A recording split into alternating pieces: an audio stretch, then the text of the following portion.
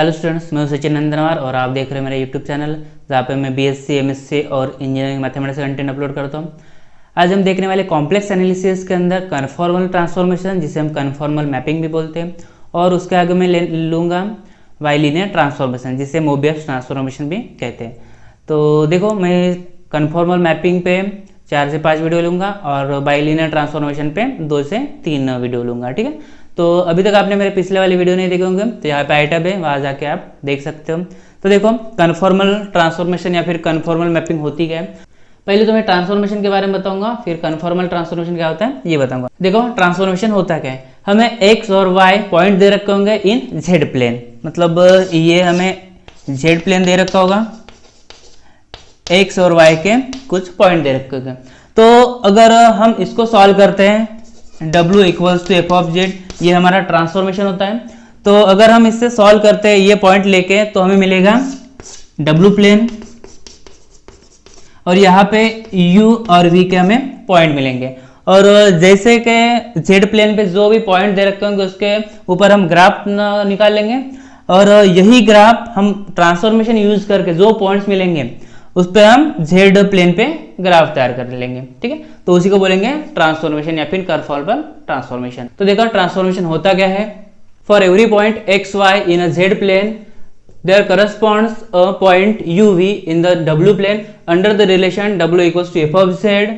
We call this as a transformation और mapping of Z plane into W plane. तो मैंने यही आपको बता रखा है कि अगर पॉइंट दे रखे एक्स और वाई के जो कि जेड प्लेन पे है, और उसको हम u और v निकाल लेते हैं डब्ल्यू प्लेन पे, तो उसे हम करेंगे ट्रांसफॉर्मेशन। ये होता है ट्रांसफॉर्मेशन, और ये होता है Z plane to W plane. Okay, theorem देखो, the transformation W equals to F of Z is conformal at all points in a region R of a Z plane if F of Z is analytic and F dash of Z is not equal to 0 in R। मतलब कि जो transformation है उसको हम transformation को conformal कब बोलेंगे, जब एफ ऑफ जेड क्या होगा, एनालिटिक होगा, और उसकी डेरिवेटिव क्या होगी, नॉन जीरो होगी इन अ रीजन R। नोट देखो, the point eight which dw by dz equals to f dash of z equals to 0 is called a critical point of the transformation, and the points where f dash of z is not equal to 0 it is called ordinary point। मतलब अगर derivative 0 मिलती है तो उसे हम बोलेंगे critical point, और derivative non zero होती है तो उसे बोलेंगे ऑर्डिनरी पॉइंट। ठीक है, तो सेकंड वाला देखो, conjugate function remains conjugate after conformal transformation. मतलब जो कॉन्जुगेट फंक्शंस होते हैं उसके ऊपर अगर ट्रांसफॉर्मेशन यूज करें तो क्या मिलेंगे, कॉन्जुगेट फंक्शन ही मिलेंगे। और यहाँ पे दे रखा है कि a function is a solution of Laplace equation, it's transformation again remains a solution of Laplace equation after the conformal transformation. मतलब जो लाप्लास इक्वेशन के जो सॉल्यूशन होते हैं उसके अगर उसके ऊपर हम कन्फॉर्मल ट्रांसफॉर्मेशन यूज करें तो अगेन हमें क्या मिलेगा, लाप्लास इक्वेशन का सॉल्यूशन ही मिलेगा। और थर्ड देखो, if the mapping W equals to F of Z is conformal then f of Z is an analytic function of z. मतलब हम मैपिंग को कन्फॉर्मल कब बोलेंगे, जब हमें एफ ऑफ जेड क्या मिलेगा, एनालिटिक फंक्शन मिलेगा, तब हम बोलेंगे उसको कि जो फंक्शन दे रखा है W equals to F of z वो क्या है, कन्फॉर्मल है। तो ट्रांसफॉर्मेशन के कुछ टाइप्स होते हैं, तो पहले हम टाइप्स देख लेंगे और उसके बाद हम क्वेश्चन स्टार्ट करेंगे। देखो, ये कुछ स्टैंडर्ड ट्रांसफॉर्मेशन दे रखे हैं। तो यहाँ पे अल्फा और बीटा जो होगा कॉम्प्लेक्स कांस्टेंट होगा, और ए और थीटा नॉट क्या होगा, रियल कांस्टेंट। तो पहला जो ट्रांसफॉर्मेशन है वो है ट्रांसलेशन, और ये है होता है W equals to z plus beta. Okay, तो यहाँ पे क्या होगा कि by this transformation figure in the z plane are displaced or transferred in the direction of the vector beta through the distance equal to mod of beta. In other words, the transformation is mere translate of the axis. इस transformation में क्या होगा, देखो कि जो हमें figure मिलेगी वो क्या होगी, थोड़ा सा डिस्प्लेस होगी या फिर ट्रांसलेट होगी। ठीक है, और डायरेक्शन वेक्टर क्या होगा, बीटा। मतलब जो बीटा डायरेक्शन वेक्टर है उसके आधार पे वो क्या होगी, डिस्प्लेस करेगी। ठीक है, फिर आता है रोटेशन। रोटेशन होता है W equals to e to the power I of theta not into z।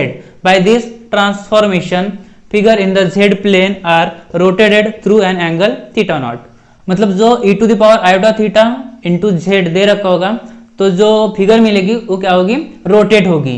और रोटेट ये यहाँ पे दे रखा है कि अगर थीटा नॉट ग्रेटर देन 0 होता है, मतलब पॉजिटिव वैल्यू आती है, तो रोटेट करेगी एंटी क्लॉकवाइज डायरेक्शन में। और थीटा की वैल्यू अगर लेस देन 0 होगी, मतलब माइनस में होगी, तो क्या करेंगे, क्लॉकवाइज रोटेट करेगी। ठीक है, फिर आता है मैग्निफिकेशन और स्ट्रेचिंग।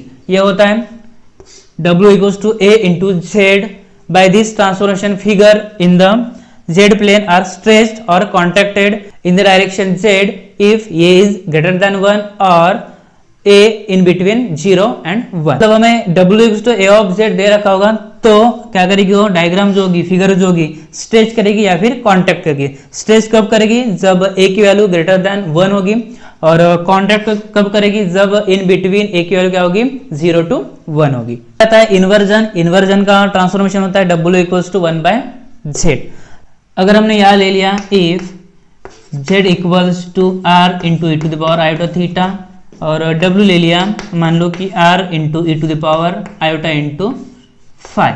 ठीक है, तो इनवर्स ट्रांसफॉर्मेशन क्या होता है, W equals to 1/Z। तो यहाँ पे अगर पुट करते हैं तो W क्या होता है, W की वैल्यू जो होती है R into e to the power iota 5 equals to Z की वैल्यू को क्या होगी, 1/Z, मतलब R into e to the power iota into theta.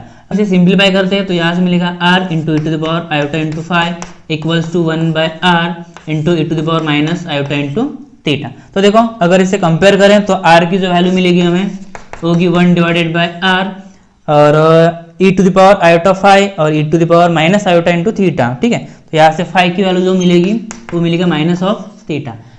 इसका मतलब यह है कि अगर इनवर्स ट्रांसफॉर्मेशन दे रखा होगा W equals to 1/Z, तो वहाँ पे R की वैल्यू लेंगे 1/R और 5 की जो वैल्यू लेंगे माइनस ऑफ थीटा। ये हमें पुट करनी होगी। इनवर्स ट्रांसफॉर्मेशन को और दूसरी तरीके से भी सॉल्व करते हैं, जो कि होता है स्टैंडर्ड इक्वेशन ऑफ सर्कल और जनरल इक्वेशन ऑफ सर्कल।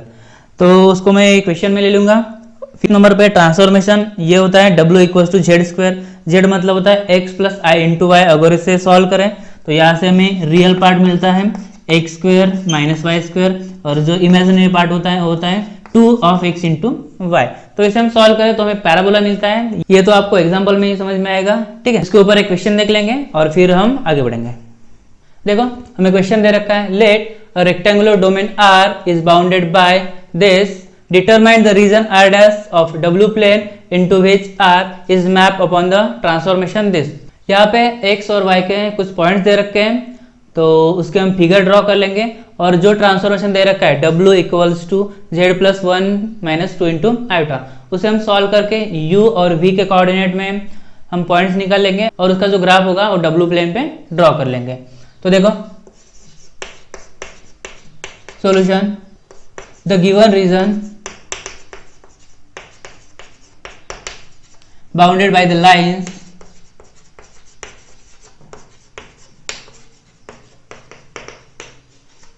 हमें लाइंस दे रखे हैं x equals to 0, y equals to 0, x equals to 2 and y equals to 1। तो इसके हम फिगर ड्रॉ कर लेंगे। तो ये होगा x axis and this is a y axis. x और जो y जो है 0, मतलब यहाँ से स्टार्ट होंगे। फिर x equals to 2, ये हो गया 2, और y equals to 1, तो ये हो गया 1। तो इसका हमें ग्राफ ऐसा मिलेगा, और ये होगा रीजन R, और ये जो होगा Z प्लेन। तो हम ये ट्रांसफॉर्मेशन यूज करके U और V में निकाल लेंगे और उसका फिगर हम ड्रॉ कर लेंगे। गिवन ट्रांसफॉर्मेशन इज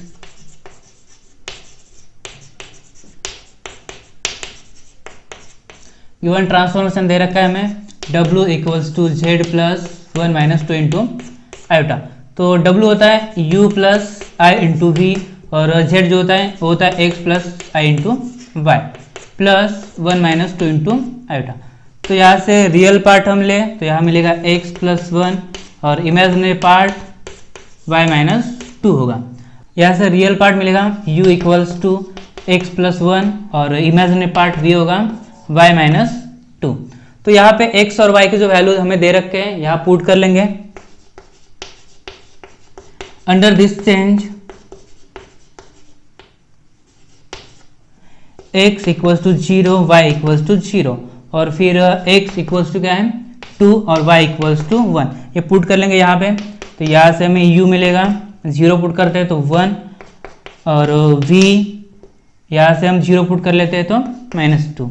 फिर x इक्वल्स टू 2 पुट करने पर u मिलेगा 2 + 1 दैट मीन्स 3, और y इक्वल्स टू 1 यहाँ पुट करेंगे तो यहाँ से मिलेगा -1।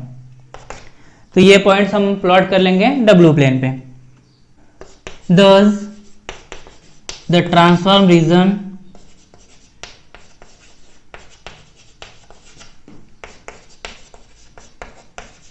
bounded by the lines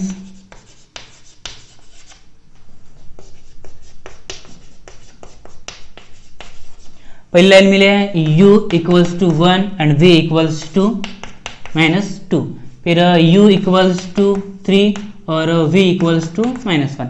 ये जो पॉइंट है हम प्लॉट कर लेंगे w प्लेन पे। तो देखो this is a w plane,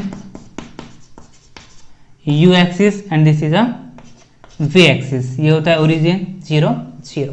पहला पॉइंट है 1 और दूसरा पॉइंट v पे -2। तो u एक्सिस पे 1 मतलब ये ऐसा होगा 1 2 3 4 1 2 3 4, तो ये होगा 1। फिर v इक्वल्स टू -2, तो यहाँ से ऐसे आएगा। फिर है u इक्वल्स टू 3, तो यहाँ से 2 3, और v इक्वल्स टू -1, ये यहाँ मतलब हमें कॉमन जो रीजन मिल रहा है ये मिल रहा है। तो ये होगा हमारा रीजन r' और ये होता है w प्लेन। ये जो लाइन है u इक्वल्स टू 1, ये जो लाइन है u इक्वल्स टू 3, फिर ये होगी v इक्वल्स टू -1 और ये होगी v इक्वल्स टू -2। तो हम यहाँ ABCD दे देंगे, ओरिजिन o', a', ये होता है b' और ये c', और यहाँ o a b और ये c। तो ये हो गया z प्लेन और ये हो गया w प्लेन। तो यहाँ से हम ऐसा लिख लेंगे, plotting this line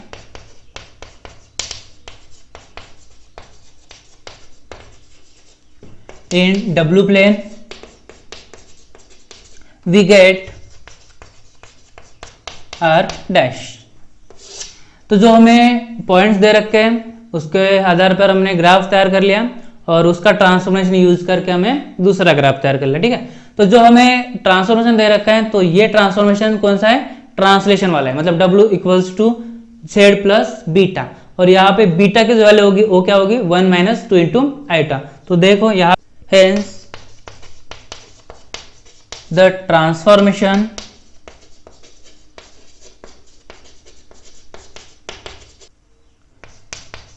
perform a translate of the rectangle for the given map of the type w equals to z plus beta. Here the rectangle R is translated in the direction of the vector